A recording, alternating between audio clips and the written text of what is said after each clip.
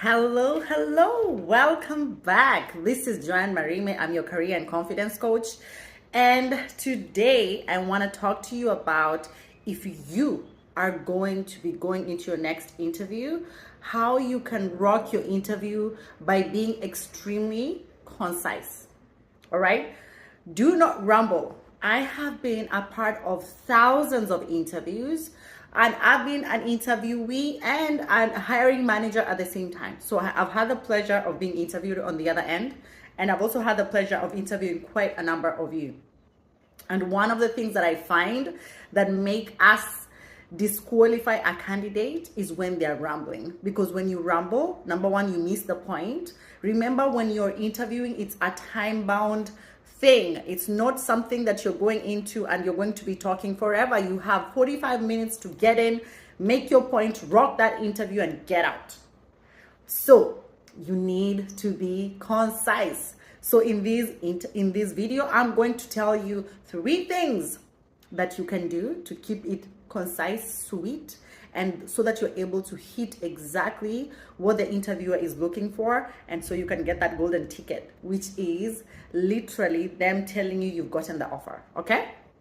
And if you'd like to work with me, I have had the pleasure of helping thousands of applicants and people who are looking for jobs just like you, ambitious early career professionals who are looking to land their dream jobs, make more money, and lead fulfilling lives. So if you want to work with me, I will let you know at the end how you can go ahead and reach me. Now, let's get down to it.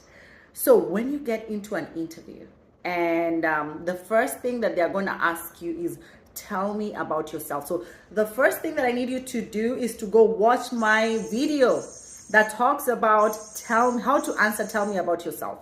So you might be saying, Joanne, how long should I keep my answers to? What is the golden number?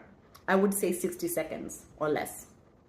You should never take more than 2 minutes to answer the question, tell me about yourself, or any question for that matter. And how do you make sure that this is possible? By ensuring, number one, you have your stories together. So as I said, go watch my video, which will be linked below. Tell me about yourself, all right? And then, so once you have your stories, so remember you've prepared. The other thing, step number 2 is, as you prepared and as you wrote down your highlight reel and everything you want to talk about, you also, I hope you practiced in front of a mirror or you recorded yourself. As somebody who is getting into recording myself and it's super awkward, I get it, right? It's gonna be awkward for a while, but here we are. We are going to keep recording ourselves and watching it over and over again, and practice makes perfect. So before the interview, record yourself and pretend that you're in the actual interview and you're answering questions. And as you're answering your questions, you'll get to see your feedback. You'll get to play it back and then critique yourself. And you'll be able to see, oh, I'm rambling. I need to slow it down. Okay. Number 2, I want you to slow it down. So when you're asked a very ambiguous question, like, tell me 3 things about yourself, slow it down. Or have you ever used the ATS system before? So that's the applicant tracking system. So listen, you want to make sure that you ask clarifying questions, because the intent behind this is they could be asking for many different things, but they really just want to know what kind of experience you had before. So you should say, yes, I use the applicant tracking system a lot in my daily jobs. Is there any single direction you'd want me to give you examples of? So in essence, you've already told them yes, tick, because all they really want to know is, do you know our systems? Can you be able to adapt to some of the things that we have, right? If you're going for a project manager role, for example, have you ever used Jira, Confluence, or any of this? You want to say, yes, I use them daily, a lot in my project management work. What direction would you like for me to touch on? Or what points of the system would you like for me to touch on? That way they can precisely tell you and give you the direction which you should go, so you avoid rambling all over the place, okay? And then the third thing that you want to do is, they might ask you something like, tell me what you did in your last role. Again, ask clarifying questions. because at the end of it all, you don't want to just ramble left, right, and center and not give them what they're looking for. Remember the job description that they gave you? That job description is your cheat sheet. So it should really point you in the direction of what they're looking for. So those are the points you should be telling them. And remember, it's not just about telling them, I'm a great project manager. You have to give valid examples and stories. So for example, in my current role, I manage a portfolio of 11 different projects where I get to work with software engineers, product managers, customers, as well as internal marketing folks to help us to push the product from start to finish.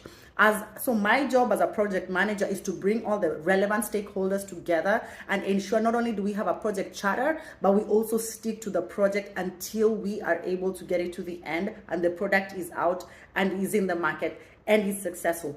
For example, in my last project, then you give a valid example of how you ran a project, how you did it, how that project, whatever you are creating was a success, how you saved the company money, or how you did something amazing.